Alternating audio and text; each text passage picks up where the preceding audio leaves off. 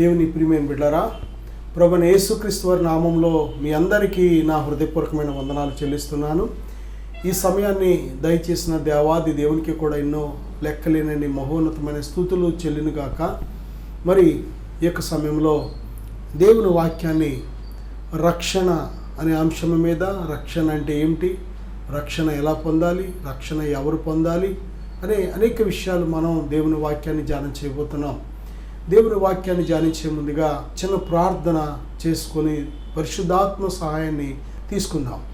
కళ్ళు మూసుకుందాం, ప్రార్థనలు ఎక్కిపిద్దాం. పరిశుద్ధుడా, ప్రేమగల తండ్రి, మహోన్నతుడా, మాట్లాడే దైవమా, మీ నామంలో 2-3 ఎక్కడ కూడి ఉందరో వారి మధ్య ఉందని సెలవిచ్చిన మా ప్రియమైన ప్రభువా, మీడియా ద్వారా మేమందరం ఈ విధంగా కూడుకోవడానికి, ఈ ఛానల్ ద్వారా నాయన మీ జీవవాక్కులు ఆలకించడానికి మీరు చూపించిన మహాకృపను బట్టి వందనాలు.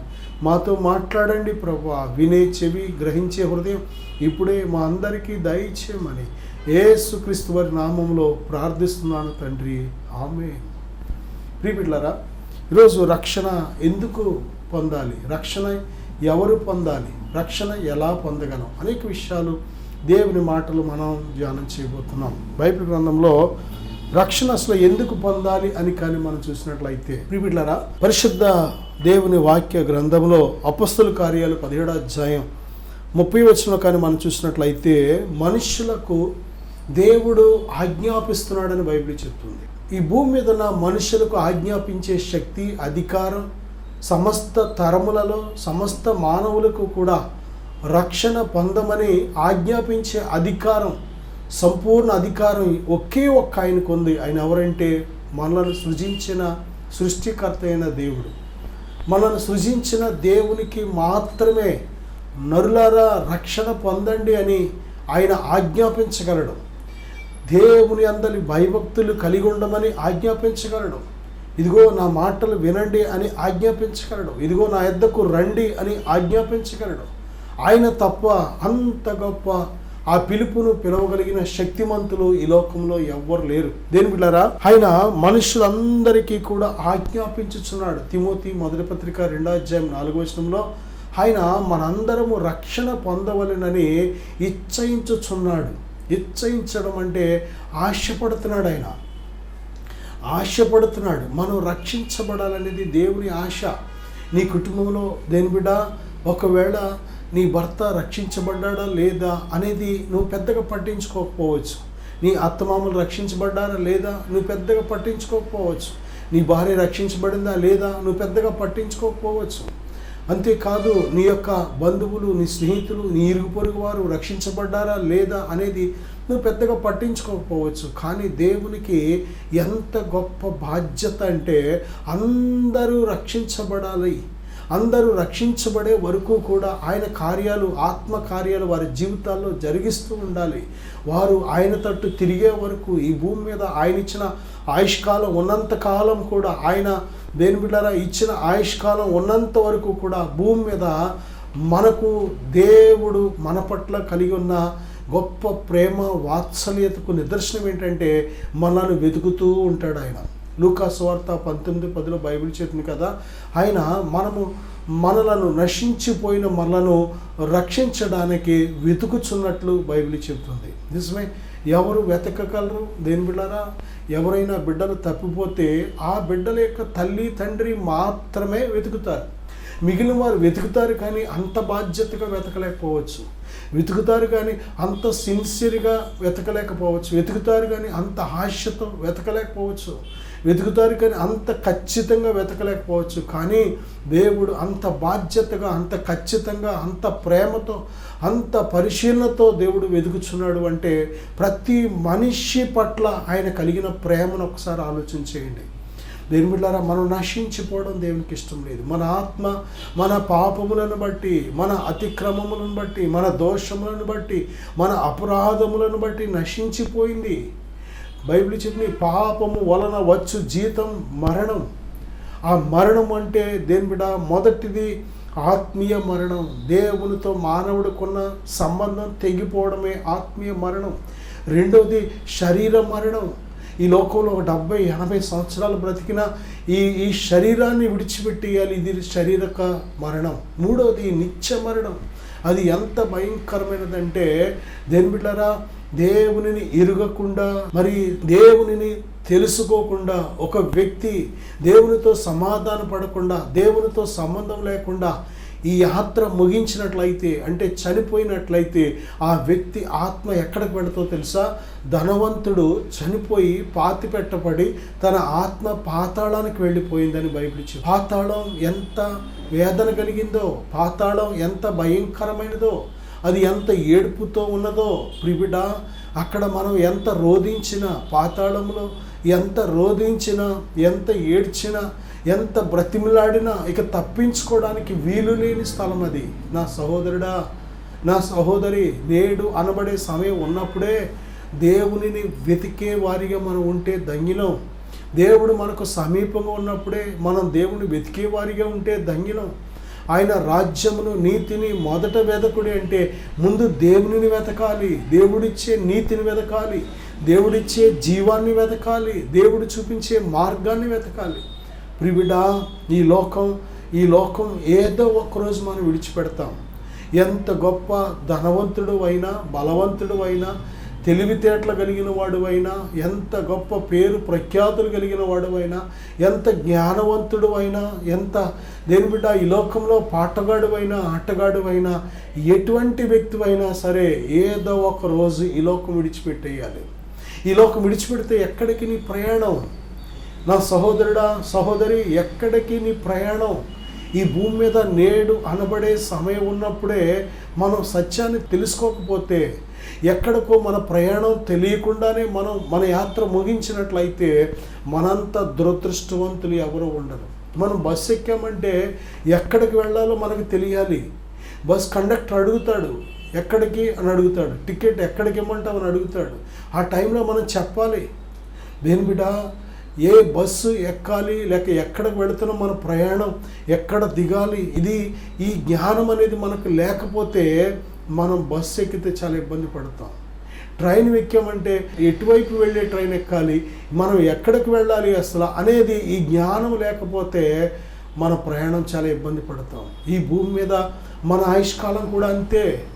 ఈ భూమి మీద దేని బిడ్డలారా ఉన్నంత కాలం మనకు తెలియకపోవచ్చేమో, కానీ ఈ యాత్ర ముగిసిపోయిన తర్వాత ఎక్కడికి నీ ప్రయాణం? ఎవరు నిన్ను రక్షించగలరు? ఎవరు నిన్ను ఉద్ధరించగలరు? ఎవరు నిన్ను నిత్యత్వంలో చేర్చుకోగలరు? ఈ విషయాలు నీకు తెలియకపోతే నష్టపోతాం, చాలా ఇబ్బంది పడతాం. దేని ప్రియమైన బిడ్డలారా, అందుకే దేవుడు మనందరం కూడా రక్షణ పొందాలని ఇచ్చయించుచున్నాడు. హెబ్రీ పత్రిక 2వ అధ్యాయం 3వ వచనం కానీ మనం చూసినట్లయితే, ప్రియబిడ్డ, ఆయన ఇంత గొప్ప రక్షణను దేవుడు మనకు దయచేశాడు కనుక ఈ రక్షణను మనం నిర్లక్ష్యం చేస్తే మనం తప్పించుకోలేము. ఆ భయంకరమైన ఉగ్రత నుండి తప్పించుకోలేము. మన క్రియలను బట్టి తీర్పు తీర్చే దేవుడు ఆ దినాన ఒకవేళ మనకు శిక్షను అమలు చేస్తే ఆ శిక్ష నుండి తప్పించుకోలేము. కనుక దేని బిడ్డ, సమయం ఉన్నప్పుడే ఈరోజు మనం ఎలాగ బ్రతకాలి, ఏం తినాలి, ఏం కట్టుకోవాలనేది నిన్న మొన్న ముందుగానే ఆలోచించుకుంటాం. మనం ఎక్కడికైనా ప్రయాణం వెళ్ళాలి అంటే ఆ ప్రయాణానికి కావాల్సిన సిద్ధపాటు, ఏదైనా ఒక దేశం వెళ్ళాలంటే దానికి కావాల్సిన నెలలు, సంవత్సరాల తరబడి ముందుగానే ఒక సిద్ధపాటు. అంతకంటే గొప్ప ఉన్నతమైన ఒక ప్రయాణం మన ముందు ఉంది. దేని బిడ్డలారా, దేవుని రాజ్యం అనేది దేవుని పిల్లలకు దేవుడు సిద్ధపరిచి ఉంచాడు. దేని బిడ్డ, నేడు అనబడే సమయం ఉన్నప్పుడే నీ పాపాన్ని ప్రభువైన యేసుక్రీస్తు వారి రక్తంలో కడుక్కున్నట్లయితే, ఎందుకంటే ఆయన ఒక్కడే నీ పాపముల నిమిత్తము సిలువలో ప్రాణం పెట్టింది, నీ పాపముల నిమిత్తము సిలువలో వెల చెల్లించింది ఆయన ఒక్కడే. ఆయన ఒక్కడే చనిపోయి మరణాన్ని గెలిచి తిరిగి లేచిన వాడు. ఒక దినాన నిన్ను కూడా మరణం నుంచి లేవనెత్తగలిగిన వాడు, నిన్ను కూడా తన నిత్యత్వంలో చేర్చుకొనగలిగిన వాడు ఆయన ఒక్కడే. ప్రభువైన యేసుక్రీస్తు వారు చెబుతున్నారు కదా, యోహాను సువార్త 14వ అధ్యాయం 6వ వచనంలో, నేనే మార్గమును, సత్యమును, జీవమును, నా ద్వారానే తప్ప ఎవడునూ తండ్రి యొద్దకు రాడు. నా సహోదరుడా, దేవుని ప్రియమైన బిడ్డలారా, ఇంత గొప్ప దేవుని వాక్యాలు మనకుండగా ఒకసారి మనం ఆలోచన చేయాలి. ఏ మార్గంలో మనం ప్రయాణం చేస్తున్నాం? జీవాన్ని కలిగి ఉన్నామా లేదా? సత్యాన్ని తెలుసుకున్నామా లేదా?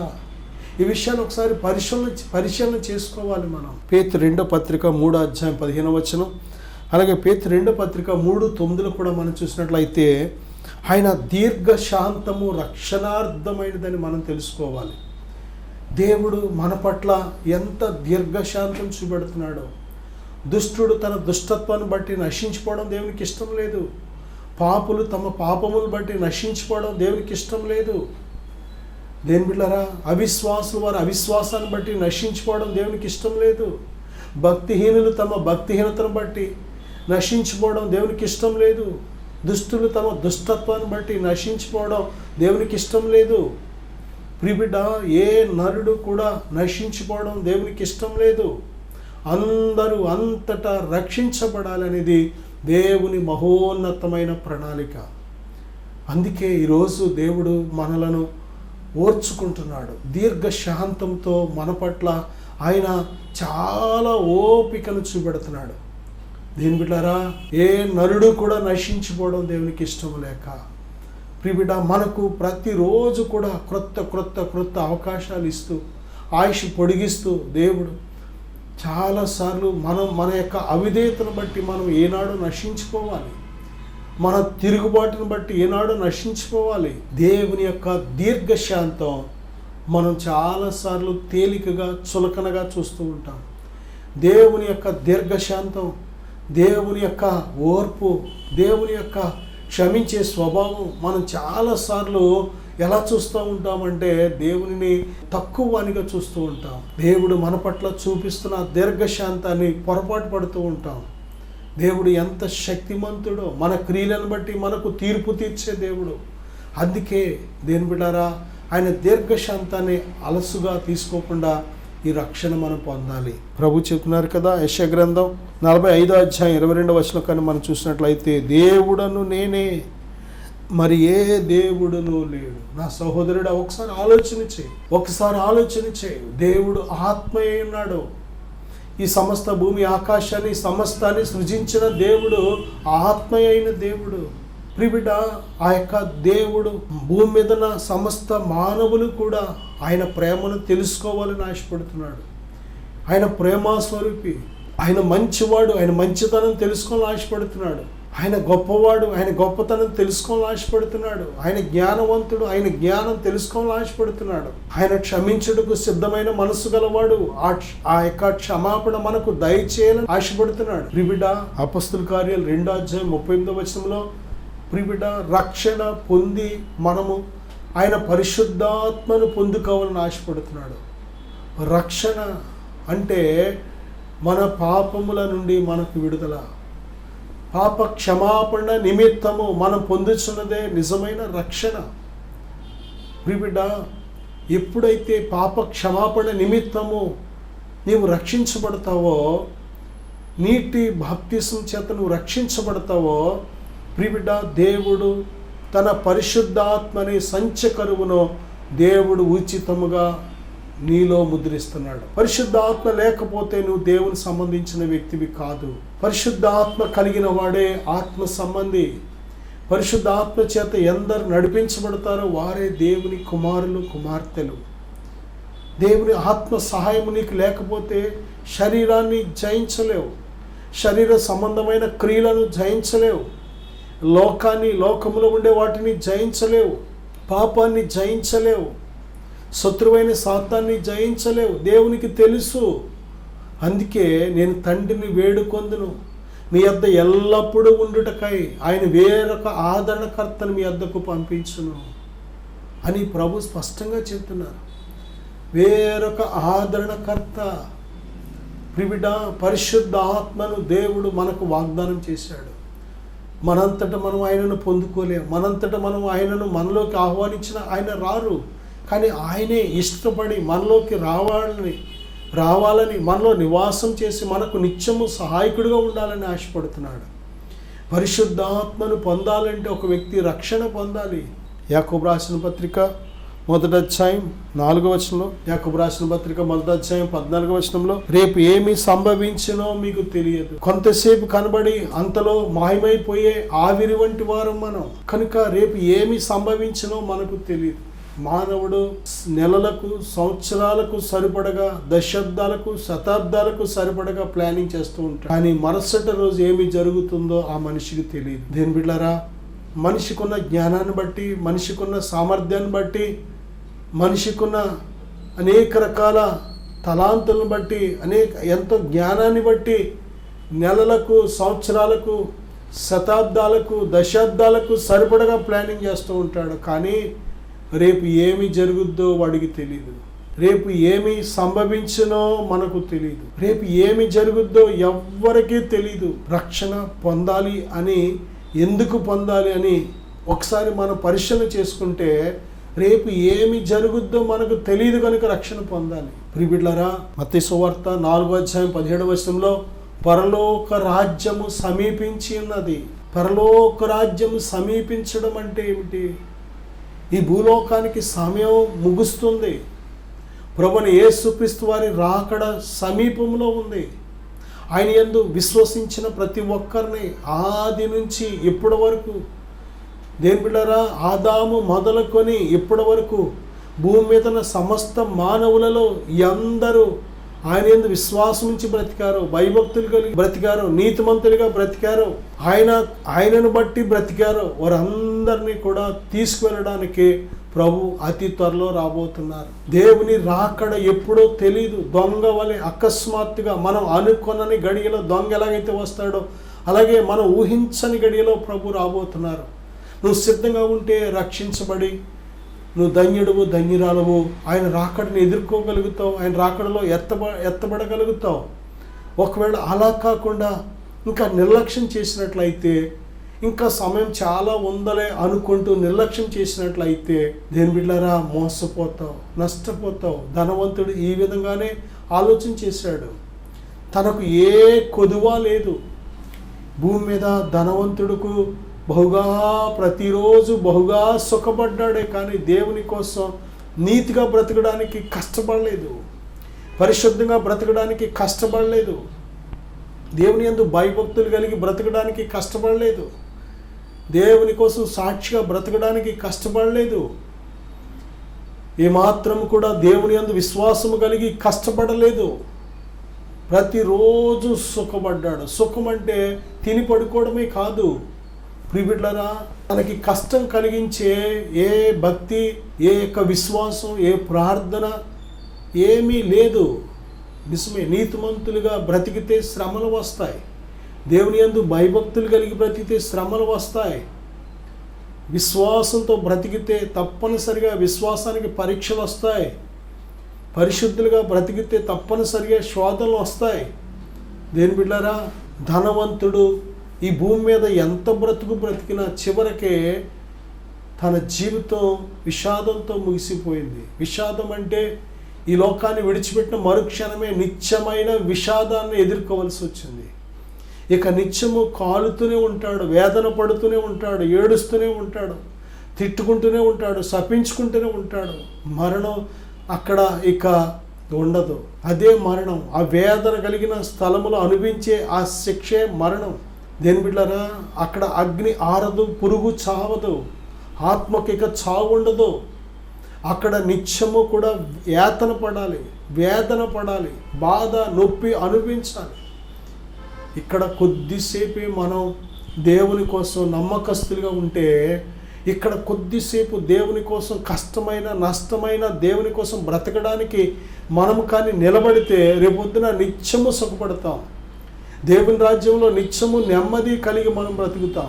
అలా కాదు, రేపొద్దున ఎవరు చూసి వచ్చారు చనిపోయిన తర్వాత ఇక్కడే సుఖపడదాం, ఇక్కడే ఎంజాయ్ చేద్దాం, ఇక్కడే అన్నీ అనుభవిద్దాం, ఇక్కడే అన్నీ అనుకుంటూ నువ్వు బ్రతికినట్లయితే రేపొద్దున వాటి అంతము నిత్య మరణం. అందుకే రక్షణ పొందాలి. నా సహోదరుడా, ఈ లోకం అంతాను సంపాదించిన నువ్వు రక్షణ పొందకుండా కానీ ఈ లోకం విడిచిపెట్టినట్లయితే అంత దౌర్భాగ్యులు ఎవరు ఉండరు, అంత దురదృష్టవంతులు ఎవరు ఉండరు. ఎందుకంటే జీవితం అంటే ఈ భూమి మీద 70 లేక 80 సంవత్సరాలది జీవితం కాదు. జీవితం అంటే ఈ లోకం విడిచిపెట్టిన మరుక్షణమే ప్రారంభమయ్యేది జీవితం. జీవితం అంటే ఈ శరీరంతో ఉన్నదే కాదు. మనిషి అంటే ఈ మట్టి కాదు, ఆత్మ. శరీరం కేవలం నిష్ప్రయోజనం, ఆత్మయే జీవింపచేయుచుంది. కనుక దేవుని ప్రియమైన బిడ్డలారా, రక్షణ ఎందుకు పొందాలి అంటే దశలోనికి రాసిన మొదటి పత్రిక 5వ అధ్యాయం 9వ వచనం చూసినట్లయితే, ఉగ్రత పాలు అవ్వకుండా ఉండాలి అంటే, ఉగ్రత పాలు అవ్వకుండా ఉండాలంటే రక్షణ పొందాలి. సొదొమ గొమొర్రా ప్రాంత ప్రజలకు లోతు చెప్పాడు కొద్దిమందికి, అయ్యా మన పట్టణాలను దేవుడు అగ్ని గంధకాలతో అగ్నితో నాశనం చేయబోతున్నాడంట. ఇదిగో నా ఇంటికి దేవదూతలు వచ్చారు, చెబుతున్నారు, నన్ను రమ్మంటున్నారు, మీకు కూడా కబురు చెప్పడానికి వచ్చానంటే వాళ్ళందరి దృష్టికి లోతు ఎలా కనిపించాడంటే ఎగతాళి చేయువాని వలె కనిపించాడంట. కనీసం తన కూతుళ్లను పెళ్ళాడనయ్యున్న అల్లుళ్లకు వారి కుటుంబాలకు చెప్పడానికి వెళితే వారు కూడా ఎగతాళి చేశారంట. దేని బిడ్డారా, ఎగతాళిగా ఉంటుంది, ఎర్రితనంగా ఉంటుంది. రక్షణ నశించుచున్న వారికి ఎర్రితనంగా ఎగతాళిగా ఉంటుంది. నోవహు ఓడ కట్టుకుంటుంటే అందరు కూడా ఎర్రుడి కింద చూశారంట, ఎగతాళి చేశారంట. అసలు ఏంటి వాడ ఎందుకు కడుతున్నాడు? ఒక వర్షమా, నీరైనా ఉందా? ఈ దగ్గరలో కొన్ని సముద్రం లేదు, లేక కాలువ లేదు, ఒక నది లేదు. అంత పెద్ద ఓడ ఎక్కడ ఎలా తీసుకెళ్తాడో, ఎక్కడ పెడతాడో, ఎందుకు కడుతున్నాడో ఇక్కడ అని ఎంతమందికి ఎన్ని రకాల అనుమానాలు, డౌట్లో. నోవహు చెప్పేది ఎవ్వరు వినలేదు. నోవహు చెప్తున్న సువార్త ఎవరికి అర్థం అవ్వలేదు. లోబడడానికి మనస్సుకు ఏమాత్రం అంగీకరించలేదు వారికి. జల ప్రళయము వచ్చి అందరినీ కొట్టుకొని పోవు వరకు ఎవ్వడకే తెలియలేదు. అప్పటి వరకు జనులు తినుచు, త్రాగుచు, పెండ్లికిచ్చుచు, పెండ్లి చేసుకొనుచు, అమ్ముచు, కొనుచు, నారులు నాటుచు వారి పని అసలు బిజీగా ఉన్నారు. వాళ్ళు దేవుని గురించి ఆలోచించే సమయం వారికి లేదు. సమయం భూమి మీద మనిషికి దేవునిని వెతకడానికి సమయం ఉండట్లేదు. దేవుని కోసం బ్రతకడానికి అస్సలు ఉండట్లేదు. దేవునికి సాక్షిగా ఉండడానికి అస్సలు కుదరట్లేదు సమయం. దేని బిడ్డారా, సమయం అంతా అయిపోయిన తర్వాత ఇప్పుడు అర్థమవుతుంది. జల ప్రళయం వచ్చి అందరినీ కొట్టుకొని పోతుంటే ఆ యొక్క భయంకరమైన జలాలలో పడి దేని బిడ్డ ఈత రాక చనిపోతుంటే చాలామంది ఎందుకంటే వారికి అంతకు ముందు ఇటువంటి ఆకాశం నుండి నీరు కురవడం అనేది వారికి ఏమాత్రం పరిచయం లేదు. కాబట్టి చాలామందికి ఈత రాదు. ఈత వచ్చిన వారు సైతం ఎక్కడికి వెళ్ళి ఈత కొట్టుకొని ఏ గట్టుకు వెళ్ళి చేరడానికి కూడా లేదు. ఎందుకంటే భూమి అంతా కూడా జలముతో నిండిపోయింది. భూమి మీద ఉన్న ఎత్తైన పర్వతాల కంటే ఇంకా ఎత్తు వచ్చేసింది. కాబట్టి ఎక్కడికి నరుడు తప్పించుకోవడానికి వీలు లేకుండా దేవుడు శిక్షించాడు. దేవుడిచ్చిన సమయం అంతా కూడా వ్యర్థపరిచేశారు వాళ్ళు. దేవుడిచ్చిన సమయం అంతా కూడా ఎర్రివాడన్నారే కానీ, నోవహుని ఎర్రి మాటలు అన్నారే కానీ అసలు దాని గురించి ఏమాత్రం ఆలోచన చేయలేదు. సొదొమ గొమొర్రా ప్రాంత ప్రజలు కూడా లోతుని ఏ విధంగా హేళన చేశారో, నోవహును కూడా నోవహు కాలంలో అదే విధంగా హేళన చేశారు. అదే విధముగా ఈరోజు రక్షణ అనే ఓడ, ప్రభువైన యేసుక్రీస్తు అనే ఈ ఓడలో ఎక్కమంటే జనులకు హేళనగా, ఎర్రితనంగా ఉంది. దేని ప్రియమైన బిడ్డారా, యేసుక్రీస్తు ప్రభువారు సజీవుడైన దేవుడు. ఆయన ఉన్నవాడు, అనువాడు. నిన్ను దర్శించి నీతో మాట్లాడాలని ఆశపడుతున్నాడు. నీ హృదయంలో ఉన్న ఆటంకాలు తొలగించుకో, నీ హృదయంలో ఉన్న అడ్డులు తొలగించుకో. హృదయ శుద్ధి గలవారు ధన్యులు, వారు దేవునిని చూచెదరు. దేవుడు నీకు తను తాను బయలుపరుచుకోవాలని ఆశపడుతున్నాడు, సిద్ధంగా ఉన్నాడు. కానీ హృదయం నిండా అపవిత్రత, అసహ్యత, అవిశ్వాసం, భక్తిహీనత. దేవుడు నీతో మాట్లాడాలని ఎంతో ఆశతో ఉన్నాడు, కానీ చెవులన్నీ కూడా దురద చెవులు. పనికిరాని మాటలు వినడానికి, వ్యర్థమైన మాటలు వినడానికి, అపవిత్రమైన మాటలు వినడానికి, సోది మాటలు వినడానికి, రెచ్చగొట్టే మాటలు వినడానికి, పాడు చేసే మాటలు వినడానికి చెవులు భలే నిక్కబడుచుకుంటూ ఉంటాయి. కానీ నిన్ను రక్షించే మాటలు, నిన్ను లేవనెత్తే మాటలు, నిన్ను బలపరిచే మాటలు, నిన్ను రక్షించే మాటలు, ఏ మాటలైతే నిన్ను రక్షిస్తాయో ఆ మాటలు వినడానికి చెవులు ఏమాత్రము కూడా సహకరించట్లేదు. జాగ్రత్త నా సహోదరుడా, రాబోతున్న ఉగ్రత నుండి తప్పించుకోవడానికి రక్షణ పొందాలి. కొరింథీయుల 2వ పత్రిక 6వ అధ్యాయం 2వ వచనంలో ప్రభు చెప్తున్నారు, ఇదే రక్షణ దినం, ఇదే అనుకూలమైన సమయం. ప్రభువైన యేసుక్రీస్తునందు విశ్వాసం ఉంచు. యేసు ప్రభు అని నీ హృదయంలో విశ్వసించి నీ నోటితో ఒప్పుకుంటే రక్షించబడుతున్నావు.